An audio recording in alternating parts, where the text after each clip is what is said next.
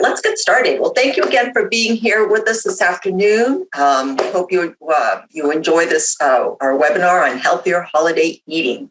Before we get started, just a few keeping rules. Please be sure to keep your speaker and your video off during the presentation, so we don't have distractions during our presentation.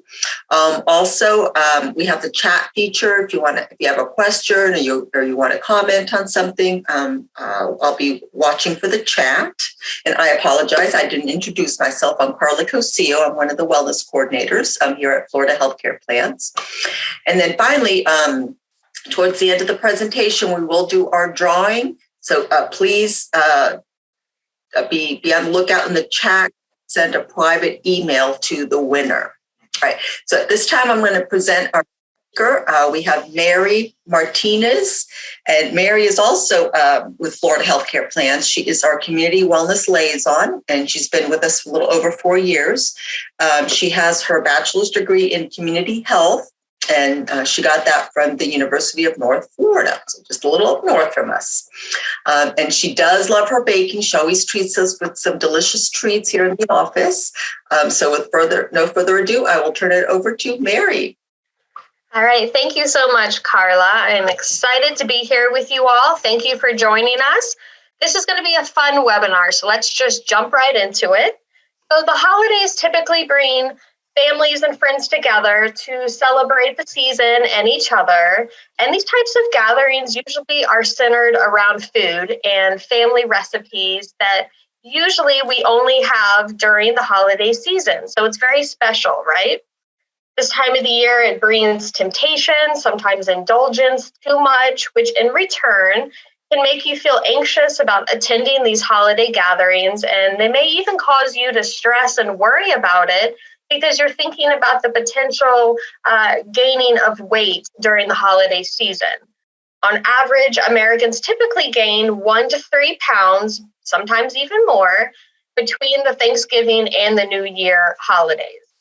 In the big picture, gaining a pound or two, it's not really a big deal. The problem is that most of us are not able to lose that excessive weight, and over several years, it becomes a problem.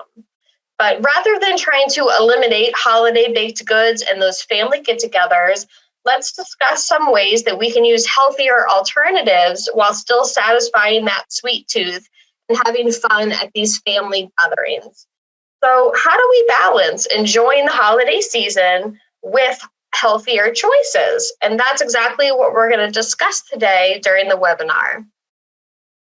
Let's start out with some basics. How do we reduce the sugar?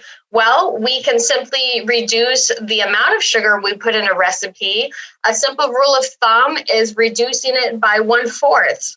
Chances are you will not even taste the difference, and I can attest to that. When I make cookies homemade with my son, I do not put all of the sugar in, and they taste just as wonderful and just as sweet. You can also cut the sugar in half, replacing it with equal amounts of a healthier ingredient, such as applesauce or mashed bananas. You could even use a low sugar product when possible. You could reduce the amount of additions that the recipe calls for. So for example, if it calls for 1 cup of M&Ms to be added to a batch of sugar cookies, just add half of a cup. You're still going to have that added taste of the M&Ms, and the visual look of the M&Ms will still be there in the cookie dough, but you'll save half of the calories and fat and the sugar content simply by reducing the amount that you put into that recipe. And then spice, adding a few dashes of cinnamon, nutmeg, or clove to a holiday recipe is a simple and easy way to add flavor without adding any sugar. And this is time of year to use spices, so be generous in your recipes because spices are your friend. Let's reduce some fat with these ideas. So for the first one, you can cut butter or oil in half. And again, we're going to use those magical, healthier substitutes. Applesauce, mashed bananas. You could even try canned pumpkins or a low-fat plain yogurt, or even a fat-free sour cream. You can replace full-fat dairy with low-fat or even non-fat versions. You can use evaporated skim milk instead of that heavy whipping cream. How about try cocoa as a replacement for a recipe that calls for chocolate squares? You could reduce the amount of nuts that you use in your recipe. And keep in mind that nuts are a great source of nutrients such as vitamin E and magnesium, but they can be high in fats. So we want to be mindful of how many we're adding to a recipe. And lastly, you can always replace one whole egg by using 2 egg whites. And that's also a great idea if you're just out of eggs, which I have run into that problem. And I have, I didn't run out of the eggs, but my son, he went to crack them and the egg white went flying one way and the yolk went the other. But I'm telling you what, using the 2 egg whites to replace the whole egg, it tastes just as good. So that's a simple way to reduce some fat. And then this is a simple diagram that's going to show you different substitutes for things such as flour. Black beans may seem like an unusual substitute, but if you're using black bean puree, you can exchange that for flour. And by doing so, you're going to cut down on calories, even up to 228 calories per cup. And that also is going to significantly increase your fiber intake. 1.22 grams to all the way to 15 grams per cup.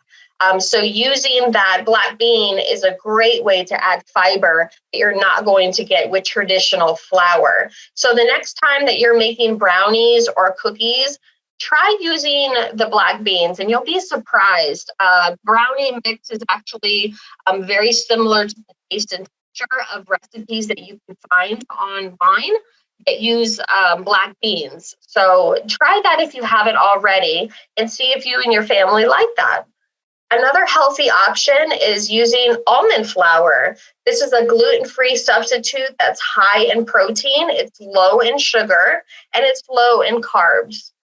And sugar, one way to replace baking basic staple is simply cutting it in half and using applesauce. You know, most recipes, of course, call for sugar. So having applesauce on hand is actually a great way to substitute it and make it a little bit healthier.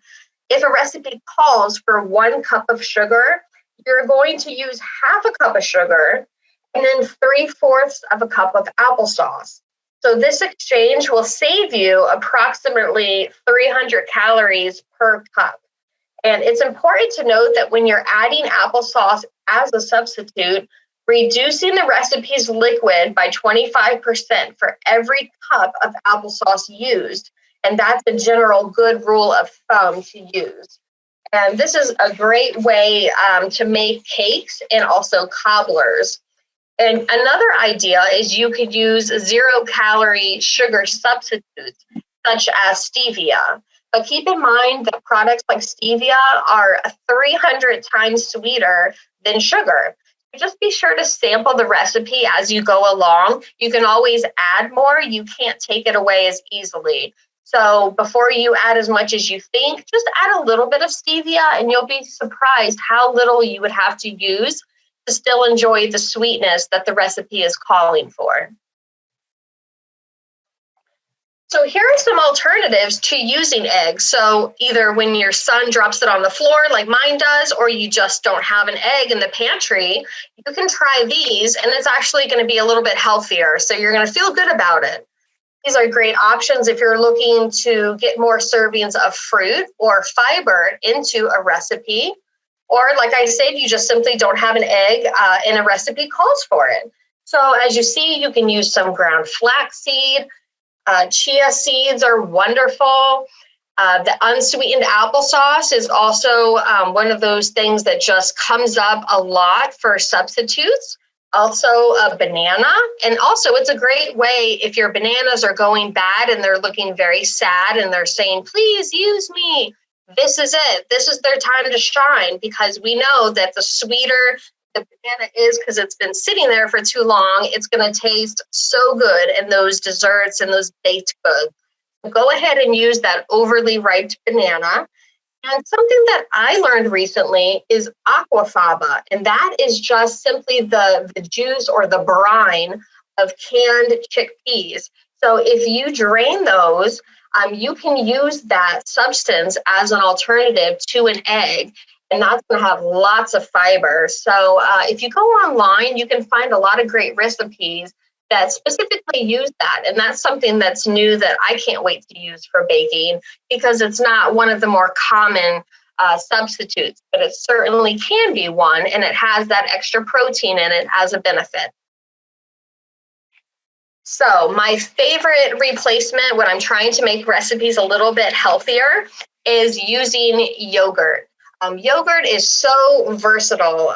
It's wonderful. So if you're adding Greek yogurt, that even adds even more protein to your recipe. And it also can add additional flavor depending on the flavor of yogurt you choose. I remember when you really only had a few flavors to choose from, and now they have a whole aisle of chocolates and cookies and cream and mixed fruit and raspberries.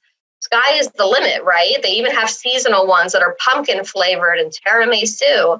So make sure that you're looking at the different flavors to get ideas. And I would recommend Greek yogurt so you get that additional protein as well.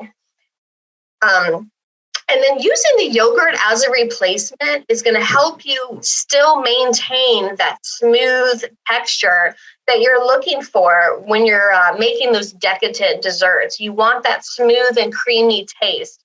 And if you can eliminate some heavy cream or buttermilk or even butter that recipe calls for, and using something a little bit less calories, less fat intake, less sugar, and you're able to use any Greek yogurt, you're still going to have that wonderful taste that you're looking for, but with a lot less of the things that you don't want. So this is a great little cheat sheet right here that you can use to substitute all of these common ingredients that you do find in baking recipes.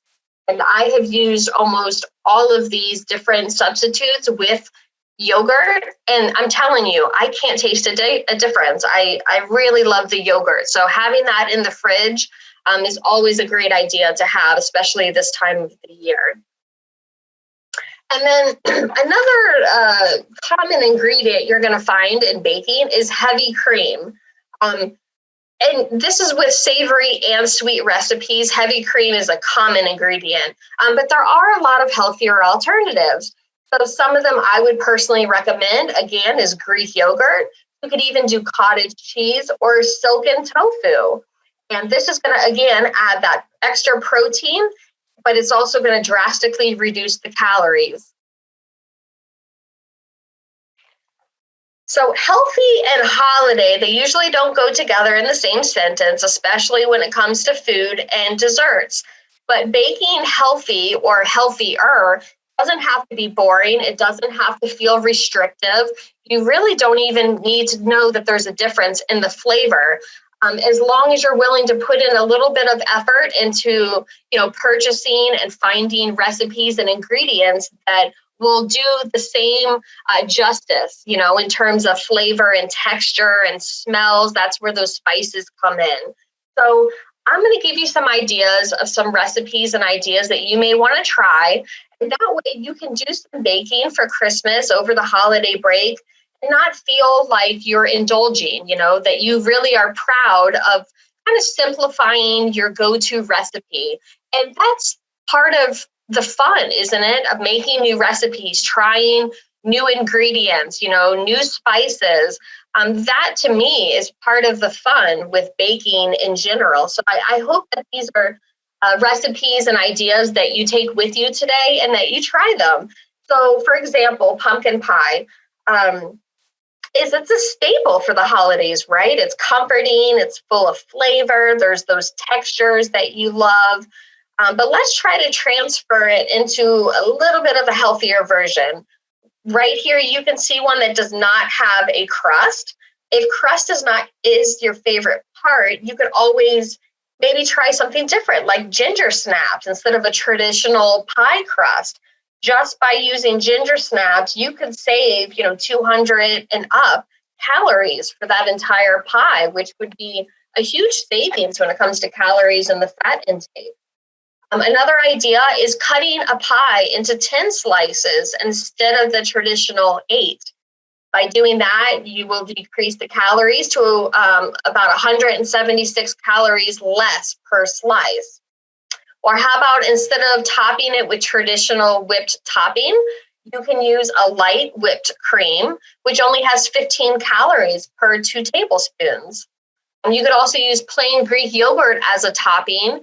It's still going to give you that creamy, cold taste that you're looking for as a garnish on top. But of course, you're going to have more protein and less sugar and fat content. So there's always ways to, change recipes a little bit and feel really good about it and not have to put much effort into it, right? Just being a little bit smarter with your baking. So apple dessert. Okay, so how about we make it into an apple crisp? That could be a healthy alternative to traditional apple pie. So in this photo, it's a crustless apple crisp. It's loaded with tart apples, raisins, and 100% real apple juice. So those flavors are going to be there that you're looking for. The topping can be made with whole wheat flour, old-fashioned rolled oats, cinnamon, nutmeg, and just a little bit of brown sugar, and just a little, like 3/4 of a tablespoon of butter. And that would make a delicious apple crisp that you could bake in the oven as an alternative to a traditional apple pie. It's going to taste amazing. It's going to give you those familiar flavors that you would with a traditional pie. You could even make it like baked apples in a slow cooker. So not only is it going to be a crowd pleaser if you have to feed a lot of people, it's also going to make your house smell like the holidays. And when you're thinking of baking and family gatherings and children and traditions, a lot of the time we think of scents. It's not just taste, it's also smell. That is what gives us that nostalgic feeling. Why do you think holiday candles are so popular, right? Because we want to smell the holidays. So this is a great way to bake apples in a slow cooker and get your whole house smelling delicious, and then show off that, hey, I have a healthy dessert. And I think it would be a real crowd pleaser and something different to show your family this year instead of that traditional apple pie.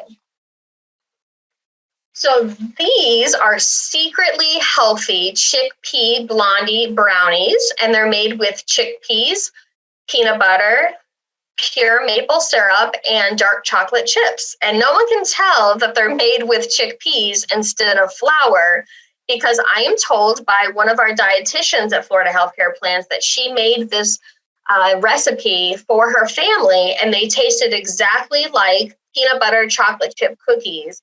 And when she said that, I thought, okay, I'm sold. I have to make this and I'm going to share. So don't worry, all of these recipes are going to be on a recipe word that we can share with you at the end of the webinar. And we're also going to give you a cheat sheet of some of the substitutes. So I hope that these look enticing to you, and we'll share them with you if you would like them. So like I said, this recipe has no flour, no butter. It's like a Christmas miracle. We don't have to put the flour and the butter in, and it's still going to taste amazing. So this is a really cool recipe that you could try. And if you have children, you could get a handful of the Christmas, red and green M&Ms and have them just sprinkle a few onto the top and give it that festive coloring, which I think would be a nice little additive that you could put onto this recipe in particular. Now this one is our pomegranate pistachio dark chocolate bark. And if you're looking for a simple but super easy, delicious chocolate treat, then this is the dessert for you. It just has 4 simple ingredients. So if you're a busy, hectic mom, you're looking for gifts that are affordable, but yet healthy and easy to do, maybe for the neighbors, this would be perfect. You can store it and make ahead for parties or for a gift or just for your family to snack on, right? You can put it Once you cut them up, you can put the bark pieces in a small tin, a holiday tin, and it would be the perfect gift to give someone. So this is really easy to make. It just has your dark chocolate. It has sweet pomegranates, crunchy pistachios, and just a touch of sea salt. So that is a winning combination for flavors and texture. So if you're someone that really likes to have different textures when you're, enjoying a snack or a dessert, this is something that could do that. That checks off all the boxes. Okay, so not only is this a healthier version of a carrot cake, but it also is a recipe that is gluten-free, grain-free, and dairy-free, but it still maintains that moisture and fluffiness because the recipe calls for coconut oil, and it's lightly sweetened with maple syrup and coconut sugar. It's loaded with real shredded carrots, coconut flakes, walnuts, and those warming seasonal spices that we mentioned earlier. So this is a recipe that's going to give you that traditional carrot cake flavor that you're used to, but a lot healthier. The icing is a super creamy vanilla bean cashew cream frosting. I mean, doesn't that sound amazing, right? And the picture is beautiful. I mean, this could really be a showstopper if you brought this to the office, share with coworkers, or just to make for your family. And you don't have to tell your kids that there's real carrots inside. They don't need to know. That can be between you and me and the elves, right? So definitely try this one and let us know if you like it. And then I wanted to do something with pumpkin, even though I know that's more of like a fall thing. I think you can't go wrong with pumpkin or a cheesecake. So I included this recipe as well. It is a no-bake pumpkin cheesecake. It has a pecan graham cracker crust. So it's kind of like that perfect holiday dessert. Easy to make, and it also can be served with individual jars, which is great because that is going to help with portion control. And that is a huge part of this whole discussion. Not only should we use a little bit of healthier ingredients, but if we can find little tips and tricks to control the portion, that's really going to help you maintain your goals and not have those feelings that you overindulge. So having the individual jars are perfect for that. And like I said, because they're in individual jars, they would be really fun and easy to maybe make a dessert buffet for your family and have them all set out at the table, right? So at this time, we are going to do a quick little live demo. I'm going to make sure that I'm pinned. Okay, everyone should be able to see me all right. So we are going to make quickly, I'm going to show you how easy this is, mini frozen pies. And what I like about this is my go-to dessert for any time of the year, but it's so easy to make it festive for this time of the year that I thought this would be the perfect thing to show you guys. So instead of using a traditional graham cracker crust, I found these at Publix. And they are made with walnuts and pecans and cocoa. Those are the first three ingredients on the ingredient list. And this is, to kind of mimic those a traditional chocolate crust. And this is also one that's made with pecans. And I thought this would be fun to use as the base of these little individual cups. So I found these cups at Publix. It was 16 of them. So this works out perfectly because the serving size on each of these pie crusts is 8. So I was able to make 8 of these that I'm going to show you using one pie crust. So with that, what you're going to do is get your cup. I purposely found cups that are plastic, so they're easy to transfer if you need to move them from the fridge and sitting out, or take them to a party. They're low and short, so they're not a traditional, large cup. And this is a thing that helps you visually when you're trying to cook and bake. Think about if you were to have a plate and you have your food. on a smaller plate that they recommend. You feel like you're getting more food because your plate is just super big and full, right? Well, same thing with desserts. If you start off with a smaller cup or a smaller dish, you're going to feel like you're getting a larger dessert, but really it's about portion control, and these help. So like I said, I got these at Publix. They're plastic, but they still look elegant. They're nice for a pack of 16. And then your pie crusts are found in the baking aisle. I got one that's chocolate and one that's like a graham crust for traditional. So what you're going to do is take your cup. I smashed it. It's great for stress relief. You just smash, smash, smash. When you do that, you're just going to put on the bottom as much as you want. I was able to make, when I pre-made these for our 12 o'clock one, I was able to make 8 of each one. So that's a good way, again, for portion control. So you're just going to fill it up like that.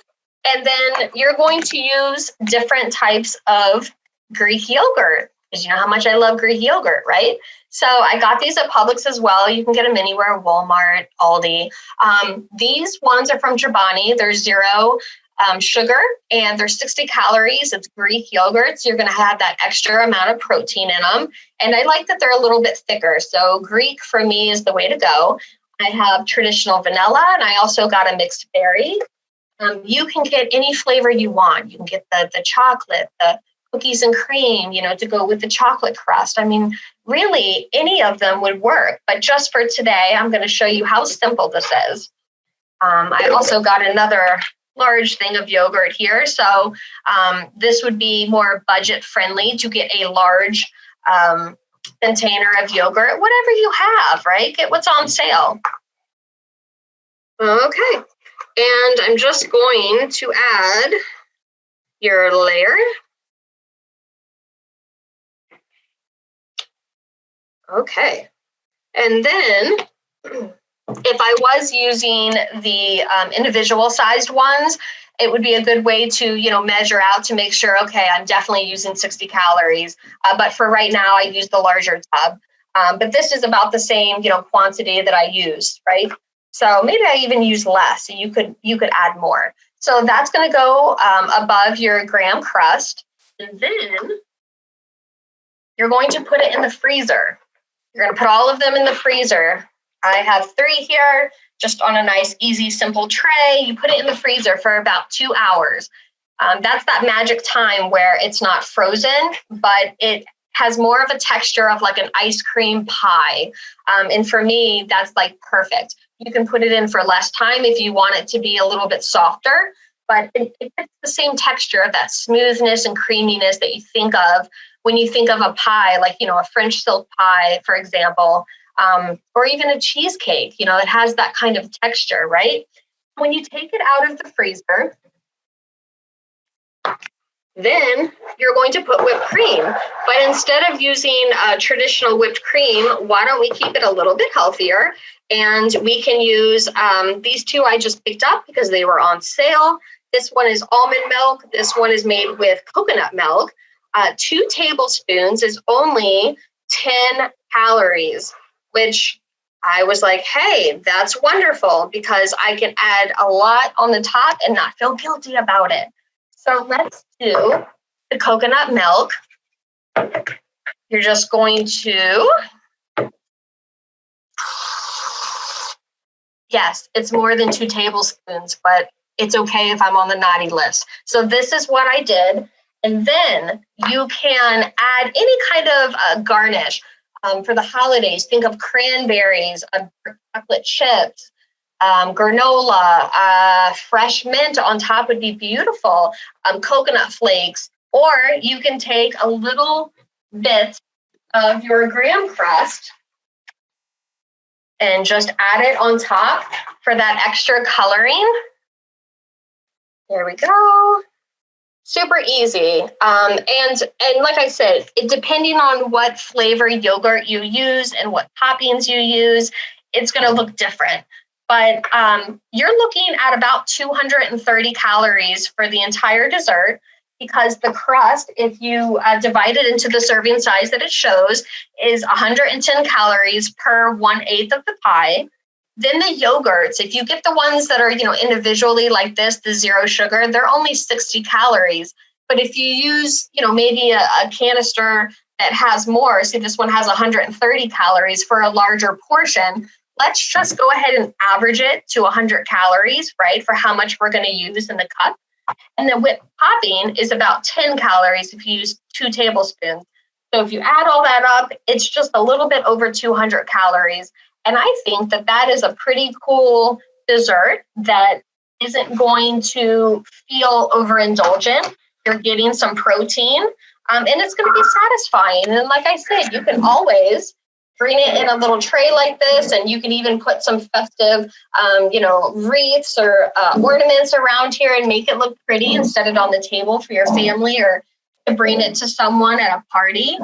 And that's just a quick and easy go-to dessert that I personally like to use, yogurt for the cheesecake filling, and to use these ready whips that have less calories. And it's also great if you're lactose intolerant and really can't handle all of the dairy that comes with holiday baking.